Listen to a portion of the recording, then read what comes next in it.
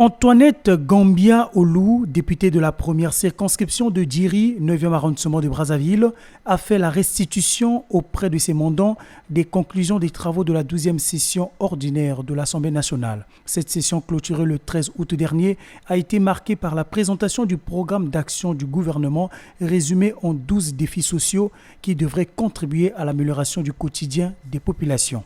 De ces 13 affaires, 10 ont été examinées et adoptées.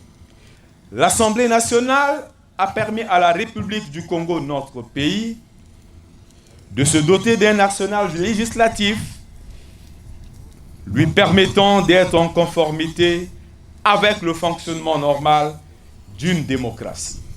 Quant à la présentation du programme d'action du gouvernement par le Premier ministre, l'Assemblée nationale a été édifiée sur les questions liées à la santé, l'économie diversifiée pour une croissance inclusive. Concernant les affaires liées à la prorogation des états d'urgence sanitaire dans notre pays, l'Assemblée nationale accompagne le gouvernement à mieux gérer la crise sanitaire que nous sommes en train de vivre présentement. Cette descente parlementaire qui rapproche davantage l'élu et sa base a produit un écho favorable. L'initiative de l'honorable de venir rendre compte à la base, c'est une bonne initiative. Il faut toutefois des descentes à la base pour rendre compte de tout ce qui se passe au niveau de l'Assemblée.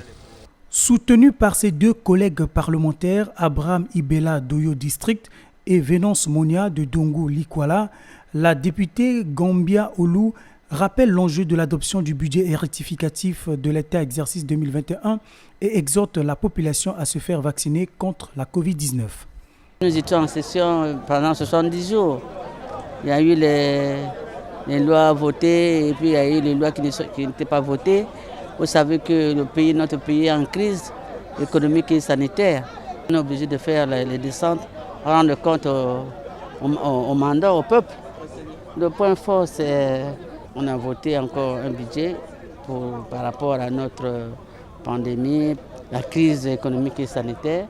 Témoignant son sens de générosité, la députée Antoinette Olou, présidente du comité PCT Djiri, a remis l'épargne à ses mandants présents à cette rencontre. Elle-même a reçu de ses soutiens un fauteuil en liane, symbole de bénédiction pour briguer un autre mandat parlementaire en 2022.